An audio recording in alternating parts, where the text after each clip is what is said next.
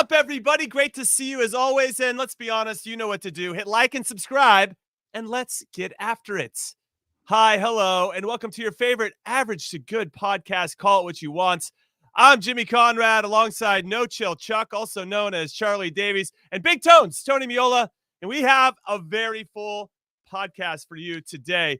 Listen, first and foremost, we're going to talk about what happens over the weekend, the good, the bad, the injured. Josh Sargent out for 8 weeks getting surgery. Not so good. Then we're going to do a little preview of the Champions Leagues happening again, matchday 4 this upcoming week. And then I think this is a nice little segment that you guys are gonna like.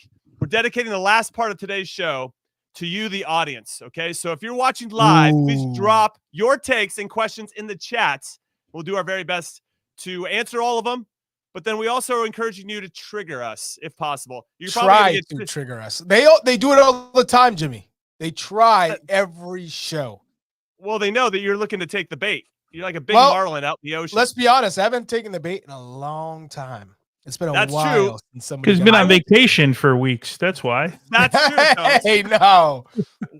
We could argue that Big Tones has actually been more triggered recently than you, Chuck. Yes, that is very true. Can't trigger me. Goalkeepers are not real players. Then you can trigger me. All right, let's get into the good, the bad, and the injured. We're going to start with the good. Tyler Adams helps Bournemouth, comes off the bench, and helps beat Man City, the first time they've ever beaten them in the Premier League. That is a big deal. 24 minutes, 14 touches, 3 recoveries, and most importantly, a Tyler Adams special, a yellow card to slow down a counterattack. A very smart yellow card when Doku tried to get past him. It slowed the game down, ultimately helped not allow City to score in that one. How excited? Big Tones, I'll come to you first. Tyler Adams back in the mix.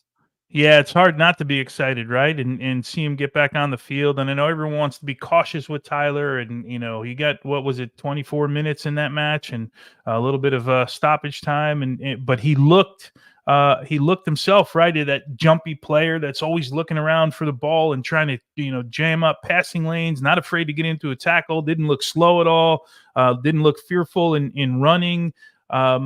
All the things you could have asked for I guess, a debut for Tyler with his side this season. And, man, just refreshing to see him on the field. And I think you saw in a short period of time why we always talk about him being so important to the national team, because he really, really is vitally important. And, man, I'm imagining Mauricio Pochettino and his staff were digesting his entire time on the field. So knocking on wood right here, Jimmy, that he stays healthy. Yeah, for the rest of his life. Just put him in ice. Of course. So, Chuck, there's this one play I saw in the game where he actually made a nice pass into the final third. Almost could have had an assist. It didn't end up leading to a goal. But I like that he's being asked to do that, or maybe that's just how that situation played out. But when he can make that final pass, it just adds value to him. I do want to add one more thing before I throw it over to you about Tyler. When I watch him play, he just fires me up. Like, something's going to happen. Shit's going to be taken care of when Tyler Adams is on the field. He's going to just sweep up any bad situation. He's going to try to clean up anything that needs to be cleaned up. And I love that about his game. He's just got this aura about him that I think our national team lacks when he's not on the field. Yes. One, it's the presence. When you have his presence, it's felt. Whether the team is in a good flow of possession and a good rhythm or not, when you have him on the pitch, there's an edge to the team. He certainly gives the U.S. men's national team the bite that is needed, because if he's not in, you could feel the void. But more importantly, we've always known how good he is in terms of covering, the every blade of grass on the pitch, his tackling, his winning second balls, his anticipation. But now we've seen he can finish, a la Nations League against Mexico, that incredible the shot from distance.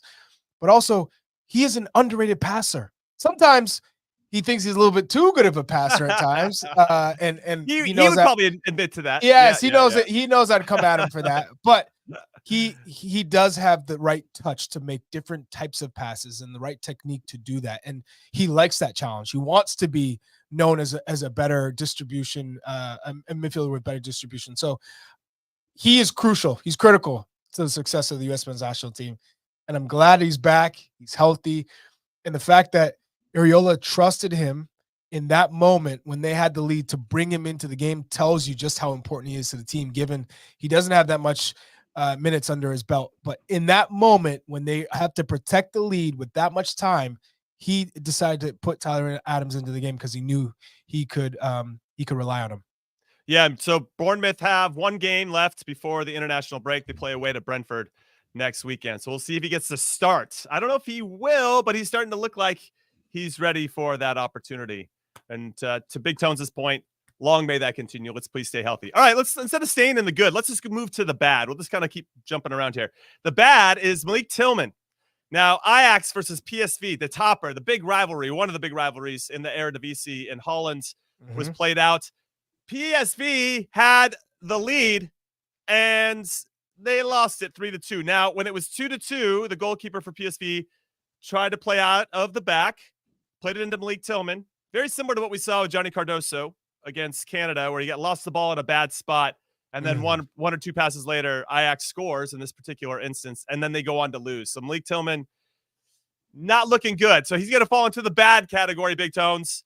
Do you think, though, in fairness to Tillman, he should have done better, right? He just took a, not say casual touch, but he took a touch that maybe a little big and got himself into some more pressure and then got poked away. But do you think the goalkeeper should have played him in that situation as a resident goalkeeper?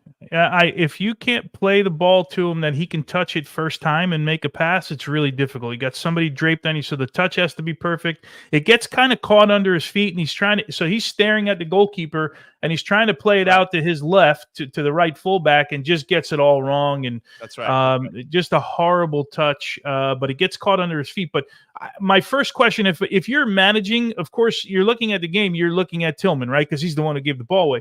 But if you're managing that, you'd have to go to your goalkeeper and go, hey, next time we can't give that ball into that space right there. The risk reward is just too dangerous. Of course, the expectation is from the goalkeeper is not that he's going to give it away. Can he play it right back to the goalkeeper? Maybe that was an option, and then he clears it. So there was an option there. They're not real players, Tony. Yeah. Goalkeepers are not real players. So they shouldn't be trying to play out of the back at all. Be the listeners to just trigger. send it into the channel. Not the host. But anyway, all right. I know where he's going today. So PSV, I watched a portion of this. They actually had two leads. They were at 1-0, then it was 1-1, and then Ivan Perisic. By the way, if you get to see these highlights, just go look it out. He hits this left-footed first time goal. I mean, it was unreal, the quality and the technique there. So shout out to Perisic there. Also, I was yesterday years old when I learned that Ajax have a player named Kian Fitzjim. And his he's last name is damn Fitzjim. good. He's awesome. And he good. scored in this game. So I want to be called Fitz-Jim Conrad from here on out. I like that. Fitz-Jim Conrad. Like By that? the way, Mika Mika Götze also in extremely talented. That whole Ajax team, we get to watch them every Europa League. They are supremely good. I think it's just a matter of time. And we knew Ajax produces all these young kids who end up being, on the verge of world class at some point in their career. So it's good to see that Ajax are back challenging, because without Ajax, being strong in that league, it was tough. But it makes everyone else become a little bit better. PSV, Feyenoord, we see Feyenoord getting stronger, as well as Utrecht and Twente and Alkmaar. So the top 6 are legit as hell. Yeah. And then there's a drop off. Nice and competitive. Yeah, well, that seems about right for the Eredivisie. But Utrecht has Paxton Aaronson. He scored this past weekend. Taylor Booth, another American, he got to start in that game. But as you saw there, Ajax back in the Eredivisie title race, 5 points adrift now of PSV. All right, let's move on now to the injured. I teased it a little bit before we got into this segment. Josh Sargent apparently is going to require surgery on his groin. He's going to miss 8 weeks, which will obviously include this November camp that's upcoming. His coach said he's going to be required surgery, so we're looking at 8 weeks. I just said that not the ideal scenario for anybody. So, big opportunity. Resident number 9, Charlie Davies, coming right back to you. Sargent out. Who do you think? And Balogun out. So Pepe seems like the guy. I said Pepe's going to start before this injury happened. I know. So here we are. One, I want to go back to Josh Sargent getting injured and having poor form with the U.S. men's national team. I feel bad for him because, there are players who come in and out of the national team and get an opportunity, whether you think they deserved it or not. But I think ever since this kid was 16, you saw this path for him, and you didn't know how far he'd reach in terms of his potential. And it felt like he was pushing, and then he'd have a little dip, and then he'd come up. He'd have a little dip, and then he'd come up, and then injuries have really plagued him over the past couple of years. So I really feel for the kid, and I think he's grown a lot in a lot of different ways. His maturity, his mentality, and so yeah, I think now it's is he going to move to MLS after this, because it feels like he's reached his max potential at the club in the championship, and where does he go from here? I think that's the big question. Boy, at 24, right? I find it hard to write him off. Like a move to MLS in your context is a step down, right? Is a guy conceding that he doesn't make it in Europe, and he's got to come back to MLS. And we've seen that pathway for players before. I tend to think, and I tend to hope, that Josh Sargent stays in Europe and continues to kind of hone his skill as a number 9. Where would you like him to go, Tony? If you had to, if he's leaving, why not? Norwich? Why not stay at a club that he's developing at right now? And we had Thorup on, if you remember, one of the match days. We had him on after a win for Norwich, and he talked about how important Josh was to the club. And he mentioned all of the things that he does and where he's developing and what he wants him to do. At the moment, why outside of the injury, the injury you got to get over, and that stinks for anybody, right? But why does he have to leave? He's starting right now when he's healthy at a club that the manager likes him. Why leave right now? That's the part for personal growth. I think for him. But if you think this is his level, you've said this is his level, which is fine. So where else? If this is his level, why don't we get better at where you're at right now? Where are you going to go from here? If you think, I think there's another level for Josh Sargent, but he needs to hone it a little bit more. He needs to be more consistent in scoring goals. This might be in the end, but where does he go to grow from here? If this is his level. Yeah. No. I agree with what you guys are saying. I would add is if he gets promoted, though, Chuck, if he gets promoted, we saw Norwich there before when he was there, and he's just chasing the ball. If they get promoted, they're coming right back down. Yeah, or the odds are in best case scenario, he touches the ball 10 times in a game. Okay, it's just long balls and you're fighting. And then if we think his ceiling then is at the lower end of the Premier League, then it's going to be a lot of that. And to your point, Tones, I don't know if that helps his development, just chasing the ball around, watching other guys play soccer. Well, it didn't the last time, because he played in his half of the field for an entire season when they went up. He never crossed midfield with that team. He was playing as a right winger, if you remember, right? So it didn't help his development. Then he was as far away from the goal as a number 9 can be, or an attacking player can be for an entire season. That's just so. I guess my question, Charlie, and I don't disagree with personal growth and getting better, but where would it be? Because if we're saying this is his level, then I know you had mentioned one time, I think you said, and correct me if I'm wrong, Ligue 1, somewhere in Ligue 1. I said Bundesliga or Liga. Bundesliga would be great. Or going to Europa League type teams. Yeah, going to a top team that's in the Europa League that's competing. Because we want our players, at the end of the day, we want our U.S. players to be playing in European competition, right? You play in all different leagues in Europe, that's fine, as long as you're competing and you're getting playing time to develop. But ultimately, where you're really tested and where you start to feel like you're getting different types of player profiles and different tactics, and where you can really learn is playing in Europe, whether that's Champions League or Europa League, and playing consistently. That's where I think our guys now understand, okay, this is quality level. This is whether they're playing against world-class players or they're playing against players who are all international starters from different countries around the world. That, for me, is where you grow the most, where you're tested the most.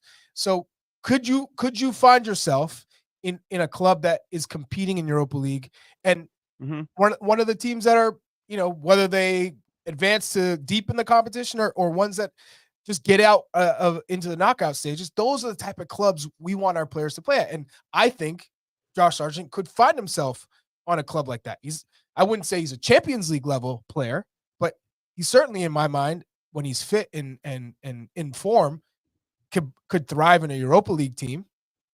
Yeah, I agree with you on that. And we'll see. But hold on, Jimmy. I just don't get it. I don't get the argument, because you're saying first that this is his level. Is he taking a step up to go to to championship? That this is his level at the championship. At the championship at Norwich, he is not going to get any better than he is now. That's my point. He's not going to get any better. He's hit a ceiling. He's hit a ceiling. He's hit his ceiling in the championship. So for whatever take it for what it is, whether English Premier League club is not going to pay the amount of money that would take him to go to a Premier League club, because they're going to go spend it on a probably younger, more higher profile striker.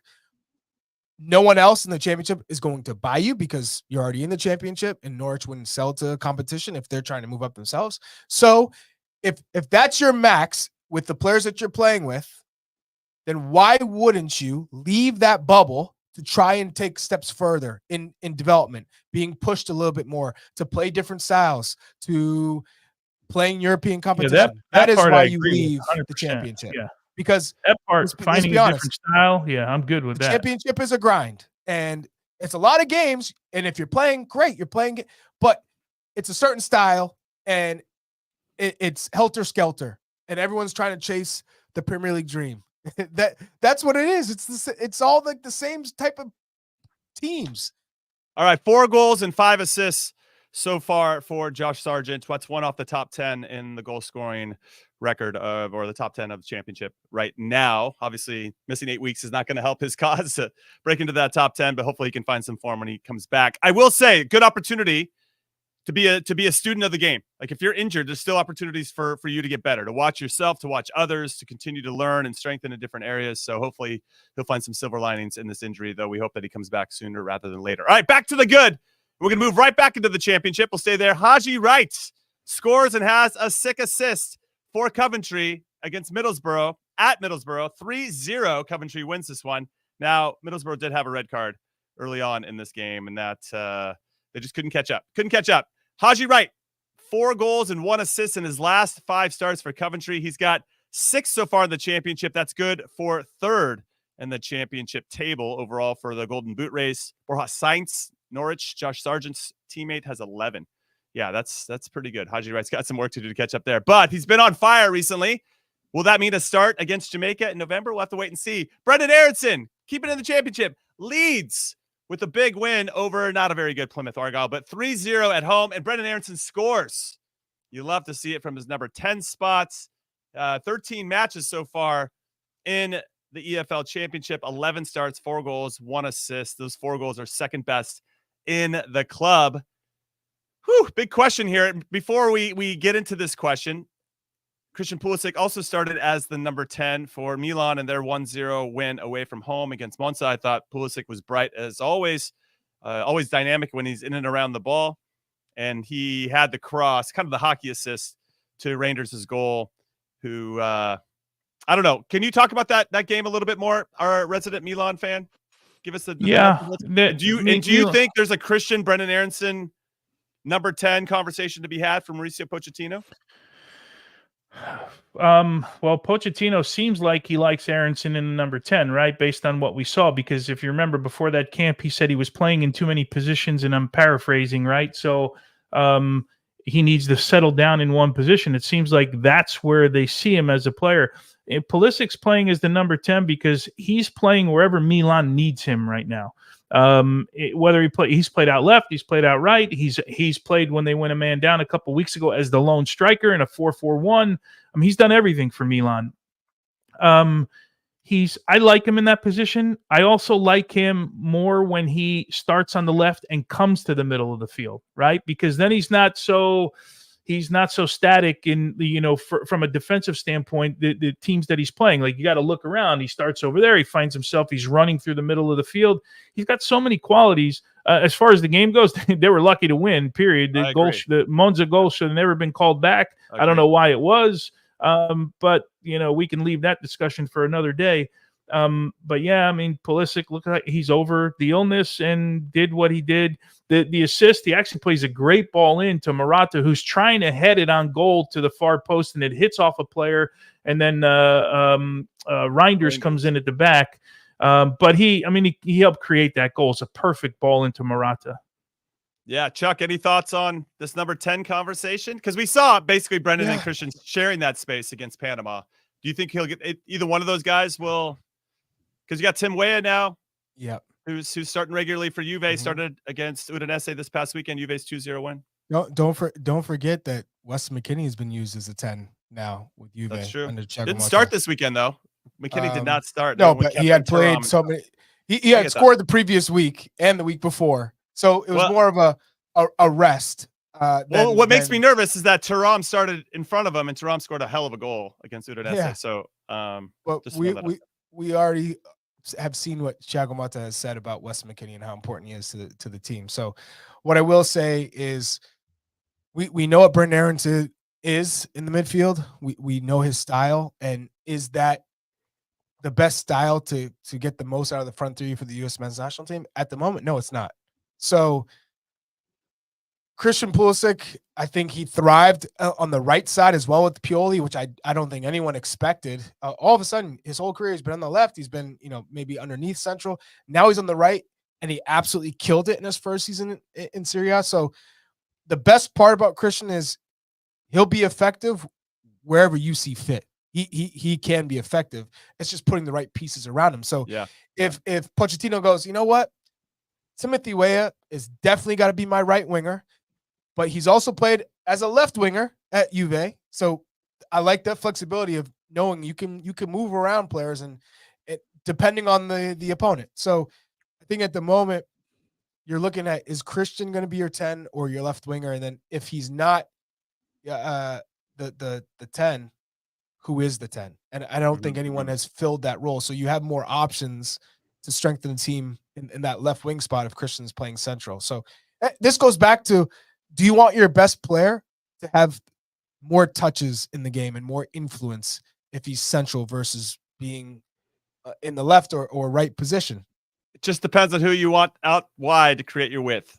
If you got Jedi Robinson bombing forward, then I think you could move Christian in a little bit more. And I think we saw that a little bit already. All right, we're taking our first break. Call it what you want. When we come back, we're looking ahead. No more looking back. We're looking ahead to the Champions League. And then we're going to have that special segment at the very end. Trigger who you want. I've seen a couple triggering comments. Oh, they're already trying to get us. They're already trying to get us. So I've seen a couple. Keep it here. Don't go anywhere. Get ready for more UEFA Champions League action. Absolutely astonishing. It's an exceptional goal. It's been bonkers football. The UEFA Champions League on CBS Sports Network, and stream every match live on Paramount Plus. Welcome back to your favorite average to good podcast. Call what you want. I'm Jimmy alongside Chuck and Big Tones. And we are looking ahead. Paramount Plus got all the Champions League games for you. Tuesday is going to be really popping off. Got a lot of Americans playing on that day as well. And maybe that's why Weston McKennie didn't start this past weekend. They're saving him for the midweek action in the Champions League. We're going to start with PSV, who are currently 28th out of the 36 teams in the Champions League. So they need to get a result. They're at home to Girona. Then you have Bologna. They're hosting Monaco, who are currently in 4th, but have lost their last 2. No Balogun, no party, apparently, with Monaco. Borussia Dortmund, BVB, taking on Sturm Graz at home. Dortmund, big win against RB Leipzig this past weekend. Can they keep that up? Celtic are going to be hosting RB Leipzig, who kind of hot and cold. You don't know which version are going to show up. Celtic beat Aberdeen in the Scottish Cup semifinals 6-0 this past weekend, and Cameron Carter-Vickers opened up the scoring, so that is known as the match winner. He made it 1-0 off a corner kick. Nice header there. Lille, you're going to be hosting Juventus. Now, Lille, last time they hosted a Champions League game, they beat Real Madrid, so this is not going to be an easy affair. Juve currently in 14th, Celtic currently in 20th, Dortmund currently 11th in the table. And then Real Madrid at the Bernabeu hosting AC Milan. Milan is currently in 25th, so just outside where they need to go. So the top 24. If you don't know the Champions League format now, it's top 8 will get a bye into the round of 16, and then the next 16 teams will play against each other in a 2-legged affair for the round of 32. So that will be, or in the round of 32. So I guess the big question is, which one are you most excited to watch? There's a lot of good games here.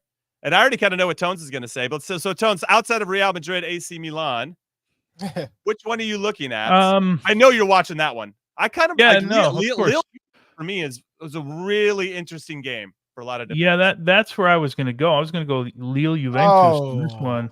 And the other one, PSV Girona. I'm still intrigued by Girona and what they do and how they do it. Those would be the two. The Dortmund, Sturm Graz, right, an Austrian side. They should be okay. Bologna struggling. Leverkusen, Xabi Alonso. Come on, but that's is that a Tuesday game? Yeah. We just don't have any Americans playing it, which is why we didn't bring it up. Oh, okay. Yeah, I'm just looking at them. Sporting Manchester City. Sorry, Jimmy. Sorry, I misunderstood your question. I didn't list you mentioned. Just the games that I mentioned.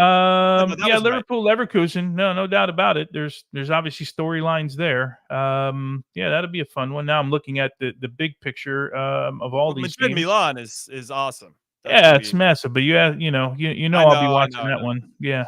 Do you give Milan a chance in that game? Well, just Real Madrid. Real Madrid not in great form. Plus, they've been off for a little bit. I have a producer on my other radio show that's a massive Real Madrid fan, and we go back and forth. He's not happy with the way that they're playing, and they got thumped. But they have like 5 of the world's best players. I know. When Madrid are suffering. In Madrid's going to be really tough. I wouldn't be surprised if they beat Milan by 2 goals. Yeah, I mean, Borussia Dortmund went in there and we're up 2-0 halftime in the last match day, and they gave up 5 in the second half. It goes to the Bernabeu. Always seems always in this place, competition in particular. But yes, to your point, the last time they stepped on the field and played in the game, because their other game in Valencia got flooded out, and hopefully everybody's as safe as possible due to those floods in Valencia. They lost 4-0 in El Clasico. So they've been sitting on a pretty bad result for a while here in Madrid. And I wonder if Milan is now going to face the repercussions of their anger and disappointment. Chuck. Yeah, I mean, I really feel for the people in Valencia. That is terrible. What a tragedy.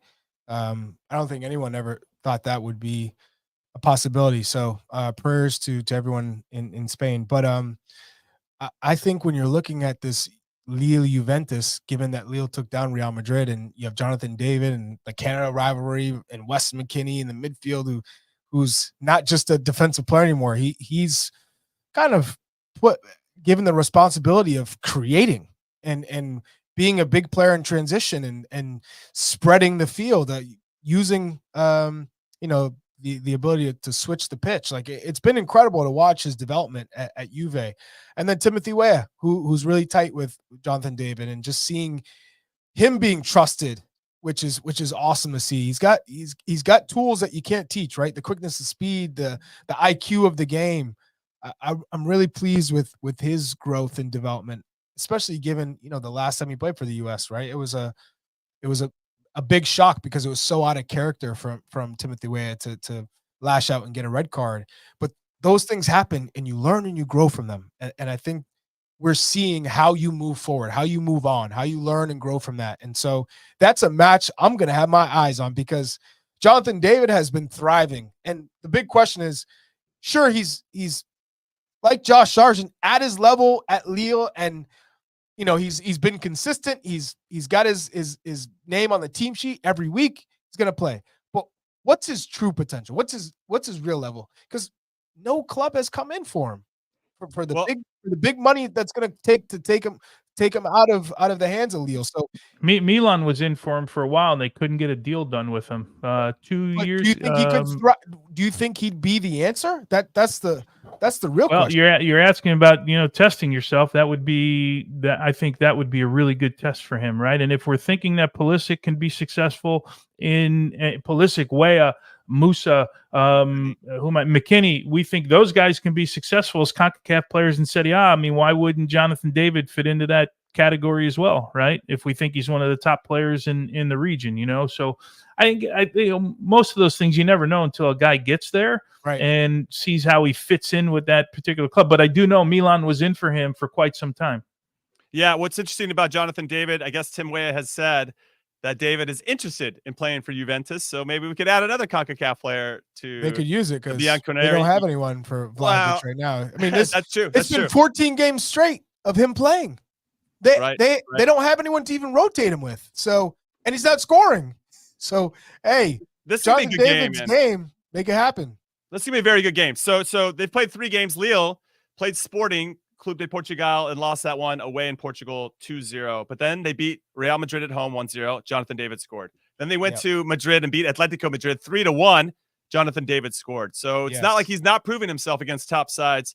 Just a reminder for Juve, they beat PSV at home 3-1. They lost to RB Leipzig, they beat RB Leipzig in Germany 3-2, and then they lost at home to Stuttgart in the last match day 1-0. So some blemishes here from Juve over the last couple of weeks, giving a lot of goals and losing a couple of games. But we'll see if Thiago Motta and the guys can get it back together in France against a very good Lille team. Now, which team do you think, featuring an American, want to make sure that's thrown out there, has the easiest / hardest path?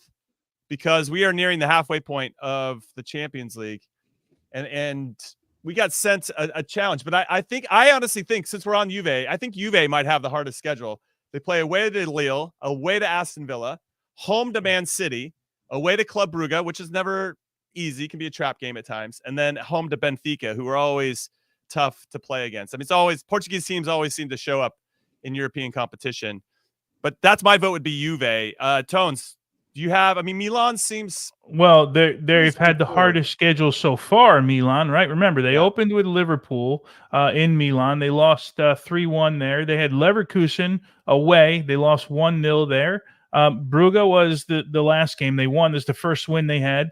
They got Real Madrid coming up, so they have absolutely had maybe the hardest schedule in all of Champions League. Then brutal. It gets a little bit easier from here. There's Bratislava coming up. There's Red Star coming up. I forget who's after Girona coming up. So there's definitely some winnable. There's some obviously winnable games. But if you talk about who's had the toughest so far of the Americans, and maybe if any team in Europe, it's been Milan. Let's not sleep on Monaco. I know Balogun's out for the moment, but they've had a difficult schedule and they've succeeded. I mean, they took down Barcelona to begin with, which was pretty impressive, to say the least. They beat Barcelona 2-1. Obviously, there's a red card with Barca. Then they tied away at Dinamo Zagreb. Then at Monaco, they won 5-1 against Red Star. Yeah. And then they go to Bologna, and then they are home to Benfica, away at Arsenal, home to Aston Villa, and then they finish at Inter. So that's a pretty hard schedule. Yeah, it's a pretty hard schedule, but they've done well. So that's fair. mean, if Balogun can, once he gets back, start to produce, I mean, he'll have all the necessary confidence to thrive this summer. You know what's interesting? I'm looking at that schedule for Monaco, and I just realized, you know how before the group stages finished before Christmas, ultimately, or the first or second week of December. Now the group stages go into January, and you just got to roll right into the round of 32. Man, I'm learning a lot these days. There's a guy named Fitz Jim on Ajax, and there's a whole bunch of fun stuff going on over here. Yeah, so I would say those are probably the toughest schedules. I do want to talk about Celtic, because we have discussed on this podcast before about the Scottish Premiership and whether it's tough enough to really sharpen Cameron Carter-Vickers and Austin Trusty in particular. They just beat Aberdeen 6-0. Pretty one-sided affair. Obviously, the score reflects that. But when they played against Borussia Dortmund in this Champions League, they lost 7-1. They played against Atalanta in Bergamo last match day. It was 0-0. Now, Atalanta was driving a lot of that game, but Atalanta, top team. They just beat Napoli in Naples 3-0 this past weekend. Highest scoring team in Serie A, and Celtic got a clean sheet. So there's something to hold on to there. But now they're home to RB Leipzig. Leipzig needs to kind of get their season in gear. Like, sometimes they win, sometimes they lose. They just lost Borussia Dortmund this past weekend 2-1. This is a big test. This is where I think we want to evaluate these guys. You're going to get tested against some very good players. Šeško in particular, right? Big number 9 for RB Leipzig, who was excellent in the Euros as well. This is what I want to see. So maybe I know I'm watching these other games for different reasons, but from a straight center back perspective, I want to see Austin Trusty and CCV, who started together this weekend for the second game in a row. I want to see how they can perform against an RB Leipzig team that can hurt you in so many different ways. So this is going to be a really good game from that perspective. And I just wanted to throw that in there. That's all I got. Now, some other notable fixtures that are all happening on Thursday. Hoffenheim versus Lyon. Okay, so we have Pellegrino Matarazzo hosting Lyon in this game. And then Tanner Tessman playing for Lyon. We got Hearts versus Heidenheim. Leonard Maloney, that's a Conference League. And then Real Betis is taking on Celta, and they're playing in Spain in that game. If there's one player that you want to see perform, or how you want to see how they perform, Big Tones, which player really stands out for you? For me, I got Trusty and Cameron Carter-Vickers. Yeah, that's certainly because we got Ben Sesko and Openda, right? That they're going to go up against. So that's a pretty good matchup. That would be number one on the list for sure. I think seeing it. But by the way, Timothy Weah is predicted to play on the left-hand side for Juve, so maybe something to watch there. Instead of playing on the right side, because what's his name that they just brought in, Conceição, that they brought in this summer. He's been he's predicted to play on the right-hand side, so they may move Timothy Weah to the left-hand side. So we're going to see him potentially in a position that we haven't seen him before. So that's something to keep an eye on, and they'll have McKennie behind him likely, and shade it to his side a little bit. So that's something also to take a look for. No, I like that. And we've seen the Conceição-Weah combination work. They've actually had an assist and a goal in 2 of the last 3 games. Chuck, how about you? Any player or players that stand out that you are very curious to see how they're going to perform under the European lights in the midweek? No, I mean, the same guys that we keep touching on. I think Timothy Weah is so important for our national team because of his attributes. You look across the pool, who else has that type of pace? Who else has that type of confidence in both phases of play, both attacking and defending? He can do both, which is rare, I feel like, right now in our national team pool. So I'm excited for him to continue to get minutes, continue to prove himself at the highest level. And then Weston is developing I think, sharpening new skills. You could see with Thiago Motta, he's asking him to do different things and be a little bit more connected to the attacking phase of play, which is awesome, because we need somebody who's going to support the nines. So if it's him and Christian, or him and whoever he's paired with, phenomenal. I'm excited. So again, is there? Yeah. Go ahead, Chuck. Sorry, I thought you were done. Go ahead. No, go ahead. Go ahead, goalkeeper. I was saying, is there coming out for a cross? Go ahead. Yeah, look out. Is there anything in Jimmy will tell you, I'm running right up his back. I don't care. He said, keeper. All right. Yeah. Is there anything in watching Timothy Tillman? I'm sorry. Malik Tillman. Tillman. Is there anything in watching how he reacts over the next couple of weeks? Because this is a guy that people were talking about potentially being the most valuable player in the league, and then you make essentially your first big mistake, right, of the season, and in the biggest game of the season. In the biggest game of the season. So I'm just throwing it out there. Is there something to watch there for the next couple of weeks to see how he reacts? Because that's a pretty big mistake. Yeah, I know where Chuck's going to go on this. I'm just waiting to see if he's going to. Where do you think I'm going to go? Where do you think? I want to know what you think I'm going to go. Well, Tillman was the best against Panama. It's the best I've ever seen him play, and now Chuck's like, I got nothing because he didn't look. I definitely wasn't going to go there. I was going to say, look at Johnny Cardoso, who had a struggle against with the U.S. men's national team against Canada, a struggle. And look at him now thriving at Betis. And he also had a lull there where he wasn't playing consistently. And you thought, okay, this is the hole. How do you dig yourself out? How do you continue to try and take strides forward and progress? And here he is now again, not being able to be taken off the pitch. So I'll let you, boy. No, I'm curious as well. It's a great one to bring up, is Tillman, because does Peter Bosch I assume you got to stay with him. He's been your guy for the whole season. He makes a mistake. You can't. I'm not getting off of Tillman, but I'm again. I never said he was a full-on starter with this group. Yeah, it's gonna be a great week though. Overall, a couple games we haven't talked about Wednesday, but the ones I'm looking at Wednesday: PSG versus Atleti, Stuttgart versus Atalanta will be good. Inter versus Arsenal, Bayern Munich, Benfica are some fun ones to keep your eye on. All right, we're gonna take Our next break, a call what you want. When we come back, it is going to be time for a new segment we're calling Trigger Who You Want. So we've already got this segment. Let's go. We already got a few comments of people that have been trying to trigger us over the last day when we put it out on social media. And I know that you guys have been putting some good ones in the chat right now. So we'll see what you come up with. Yeah. Yes. Fasten your seatbelts because this is going to be good. We'll be right back. A new crown awaits.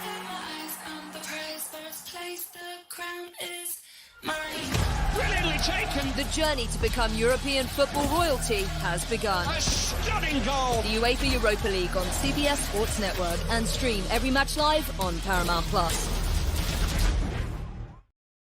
All right, welcome back into Trigger Who You Want. I'm Conrad Dino alongside Chuck Wagon and Big Tones. And it's time. It is time for some comments, some questions, some concerns about our show, about the player pool, whatever you want. And we got a good one. This one's coming right at me. Okay? So Chutsik says, okay, 06 World Cup team was rubbish. Sorry, Jimmy. That was my first World Cup. It still leaves a sour taste. Let's keep that photo up. I see no lies. Okay, keep that photo up, though, because I am in the starting 11. This is against Ghana in our last group game. We needed to win to get into the next round. We got absolutely hosed in this game. The referee called the worst penalty I've ever been a part of or ever seen. So I guess you talk about being bitter or sour taste. I got it. It never leaves my mouth. Did you like the kids? I do. I like the kids. Yeah, I like the kids too. Okay, but I'm amongst legends in this starting 11. These are all proper legends. Bocanegra, Onyewu, McBride, Keller, Dempsey, Beasley, Landon, Claudio Reyna, Eddie Lewis, Steve Cherundolo. There's like, when I see this photo, it's one of these things is not like the other. Like, those guys are all legends, and it's just a hardworking dude in the middle of that. Fits Jim Conrad in the middle. Jim Conrad. How did you play in that? Was Bocanegra the left back in that? He group? was. Yeah, he was. Okay. I was the left-sided center back. Bocanegra was on my left side. Gooch was on my right, and then Cherundolo was right back. Side. Tony, me play and me Hall of Famers and Jimmy. It's pretty much exactly what it is. That's 100% what it is. So yes, I'm triggered. Well, we got set up. Listen, FIFA had us ranked as the 5th best team going into that World Cup in the worlds, and obviously that's inflated. What were they on? Yes. And then there was expectation going into that we were going to build off of what we did in 2002. And we were also, by the way, in the group of death. Czech Republic were excellent. They beat us the first one 3-0. We drew with the champions. Italy, that was Jan Koller, right? Jan Koller. He dunked on us like 3 minutes into the game. Yep. And then he got hurt. If Jan Koller had stayed healthy, the big 6'8" striker from Czech Republic who played for Borussia Dortmund. Did you think he was that good, though? His movements, or was it just... Yeah, I thought he was good. Yeah. But like that good? Well, he's good in the air. Compared to others, yeah. But I'm saying, like, his movement, his first touch, like, were you, this guy, or you just like, he's kind of a big clunk up here? No, I was actually really impressed seeing him in person. That Czech Republic performance was the best I'd ever seen a national team play against us. And I had been on the bench for a lot of games. And I obviously played. Jim, did you ever see the Czechoslovakia in 1990 against us in the first World Cup game? Was that 5-1? 5-1, yeah. That was pretty damn good that was performance as well. Too. Yeah. They had Rosicky, who scored a banger right before halftime to make it 2-0. And then Pavel Nedved, who wasn't too far off of winning the Ballon d'Or a couple years prior. And those guys ran their midfield, and then you had Kohler up top. Dude, wow. So anyway, there were a lot of expectations on us to go out there and try to replicate what we did in 2002 and being 5th ranked team in the world. And overall, we just didn't perform at the same level. And it's the fine margins. It's the fine margins in the World Cup, and we didn't get those margins to go our way. So yeah, am I bitter? Yes, I'm triggered. Can we get to the next question? Wow. Next question. Well done with the triggering. Chutsik. This one is from Mikey C. He's going to go at all of us. He says, all 3 of these guys are homers. Is this Mikey V or Mikey C? Mikey Morris. All 3 of these guys are homers. I love that. You didn't. I knew you didn't, did you? Just took it straight. Oh, man.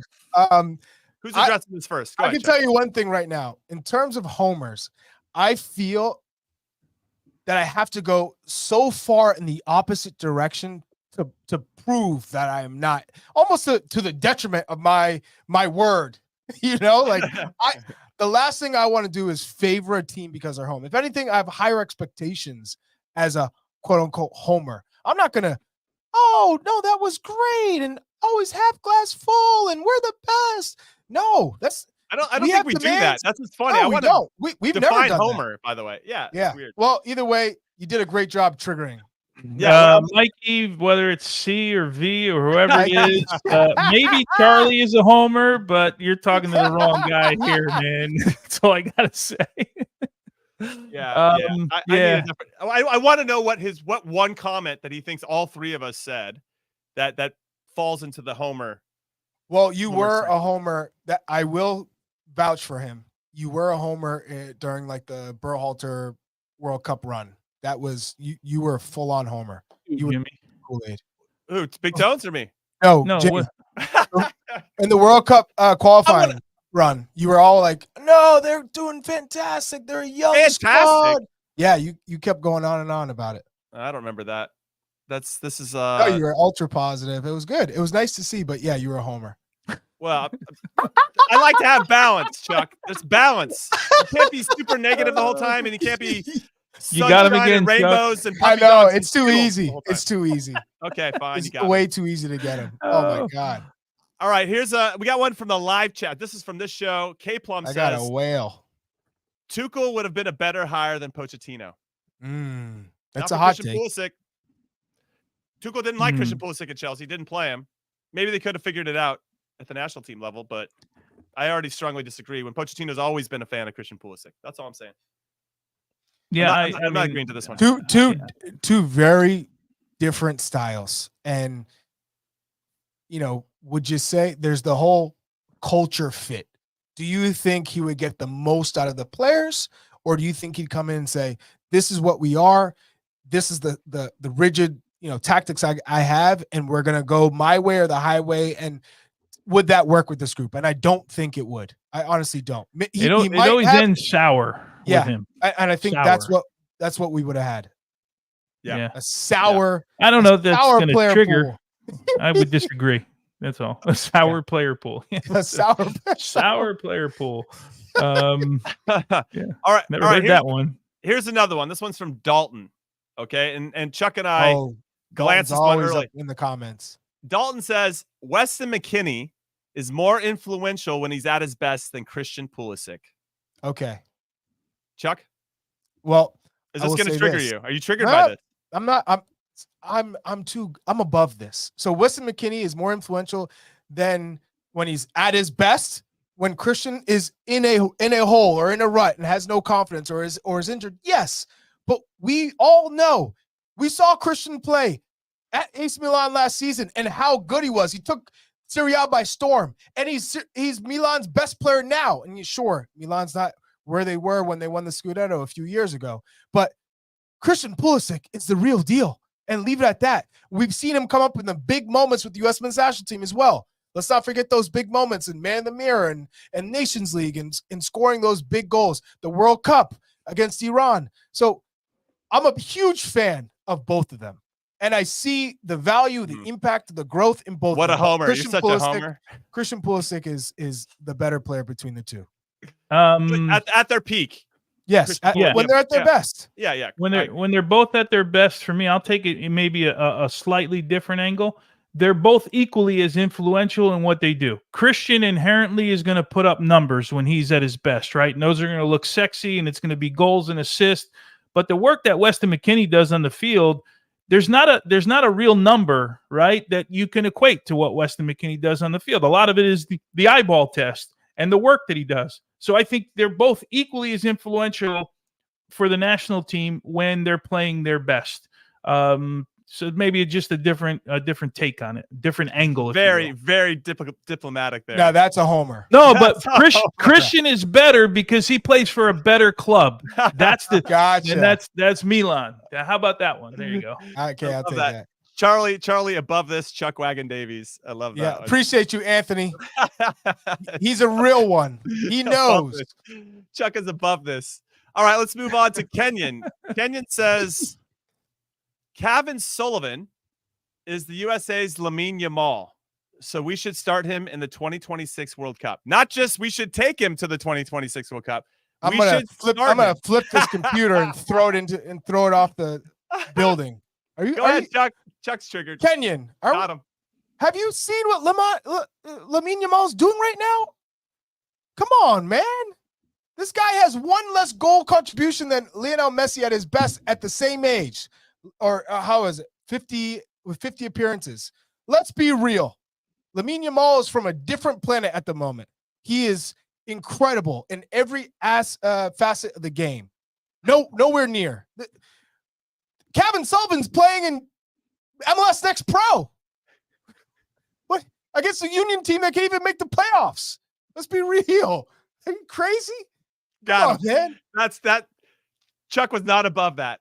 That No. is right in his wheelhouse No. for being triggered. So you're not going to start him in 26? Chuck's not going to start him in 26. Hey, no. My man doesn't even start in the Union. How are we going to start him on the U.S. men's national team? Doesn't even start over his brother. Come on.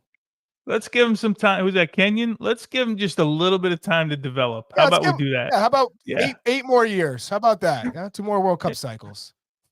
Yeah.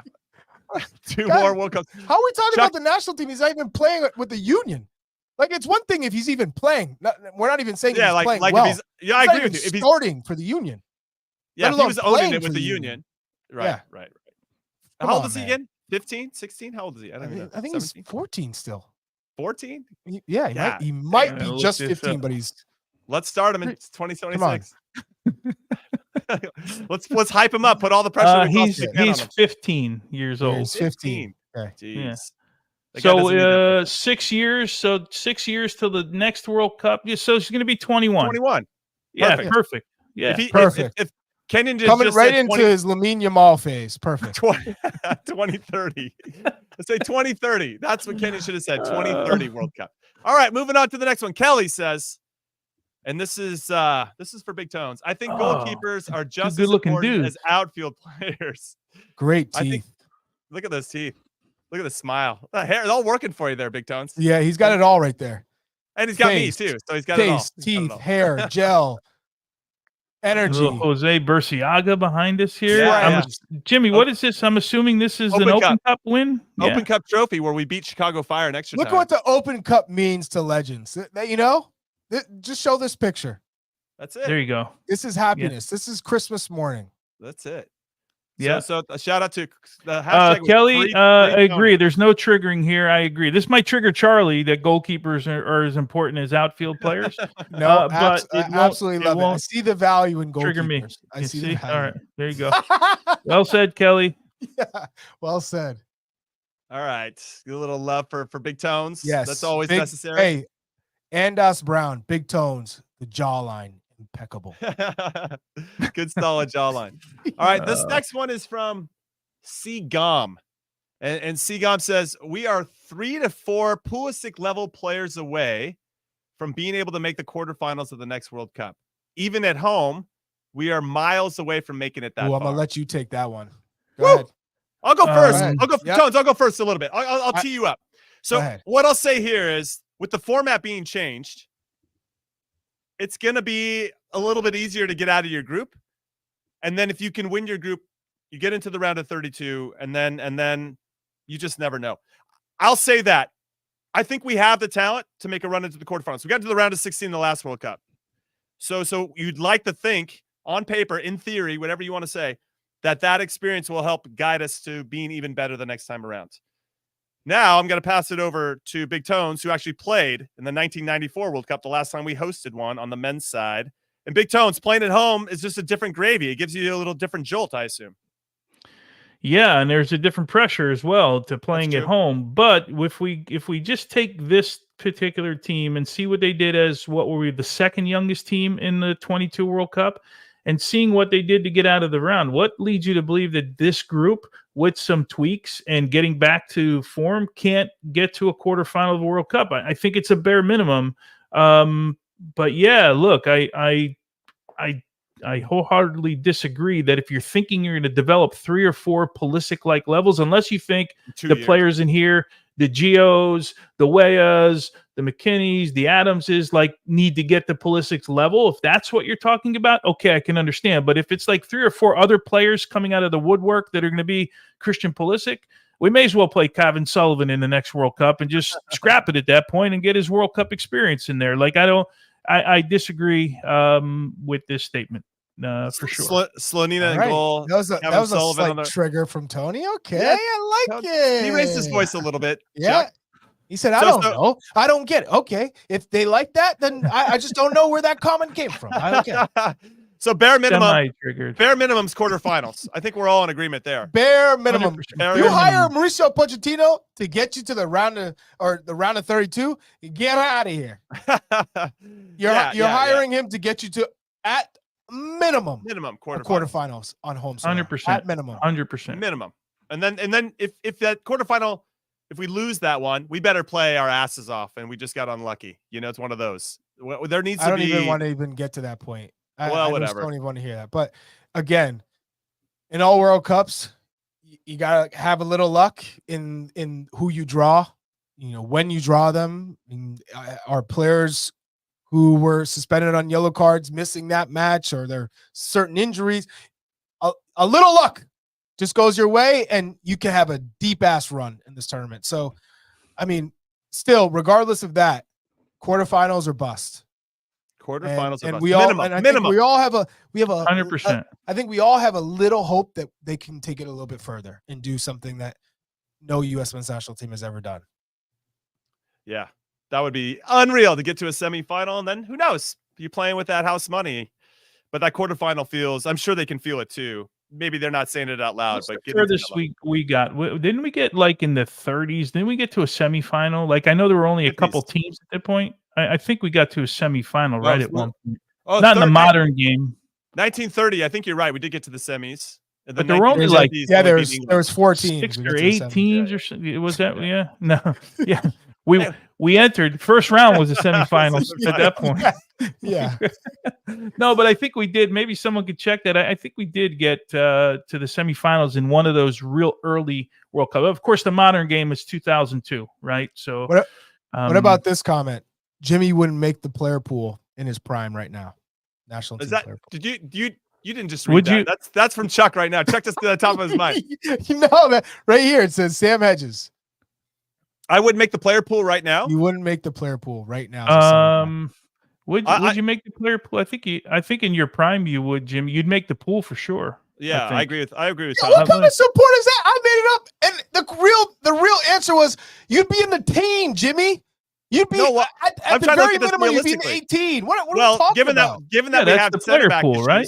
No, player pool is just being in like the greater player pool. Oh no, I was thinking like in camp. What do they take? 23 players in camp? 32. Like, let's say 32 to camp. Oh, 32? Yeah, 32. He's in. He's Come on. I was expecting. Are you kidding me? I'm starting. Well, no. I was trying to look at it realistically. Realistically, you're not going to be in the 18. I think right now, given what I brought to the table, and Big Tones obviously can speak to a little bit more of it, having watched me grow as a player, I actually peaked having Big Tones behind me, which I think was probably part of the reason why I did. I would say that, yeah, I have some intangibles that could have helped the group. I mean, when I watch, you guys do the same thing. You watch the game, you're like, wow, when I was playing, I wonder how I could have helped them. That still kind of filters into my analysis at times. And given the fact that we have a void in potential leadership and communication in that center back position, I think I could scrape into the 18. You would have that would have been a real strength. That's something that this team needs. I mean, we talked about it quite a few times. Yeah, that would have been a strength of yours for sure. If I will say this, if you go with a 3-game World Cup schedule and you have to rotate some players, you're playing in the World Cup at your prime. Like you're going to get a game in the World Cup. It's between you and Walker Zimmerman, because I feel like in terms of it's kind of the same mentality, like in terms of like you got to know what you both bring that. Yeah. I see a lot of. I think we've talked about this before. I see a lot of what I brought to the table in Walker as well. He's probably the most like for like in the player pool. Yeah, that's a good comparison. Yeah. Yep. Yeah. Thank you. Cool. Thanks. Yeah, Chuck coming up. I just want to get some flames going, little flames. No, I appreciate that. I took that earnestly. I didn't take any offense to that. I was like, yeah, that's a good question. But Yeah, Chuck, how about you? You get into this team? I Assuming everybody's healthy? I sleepwalk into this team. You kidding me? No. Obviously, I'm talking pre-injury here. But pre-injury, yeah, I could literally just Walk into the team. Get into the team. You kidding me? Big Tone's definitely walking Let's into the be team. real. No comment. Hell, don't give me that. Definitely walking into this team. You can say right now. Give me a couple months. I'm in the team. No comment. All right, that is it. That is the end of Trigger Who You Want. That's the end of the show. Call it what you want. We're going to continue to bring this segment back because that was a lot of fun. Keep those triggering comments coming. Hopefully you give us ones that aren't really trying to trigger us. Sometimes give us some heartfelt ones as well, that we can have a nice discussion about what you're saying. I've I don't seen know if that's possible. some triggering comments to finish this show, man. But I'm gonna keep save it. them. I'm gonna keep Save it in. Woo! You No, guys don't keep it in. be For going. the next show. All right, join us again on Thursday at 6 p.m. Eastern, 3 p.m. Pacific, live here on the Glosso America YouTube channel. If you haven't liked and subscribed yet, please do it. And we'll see you next time. Have a good midweek. Enjoy the Champions League on Paramount Plus. And we'll Let's see you on go. Thursday after all those games are done. Later.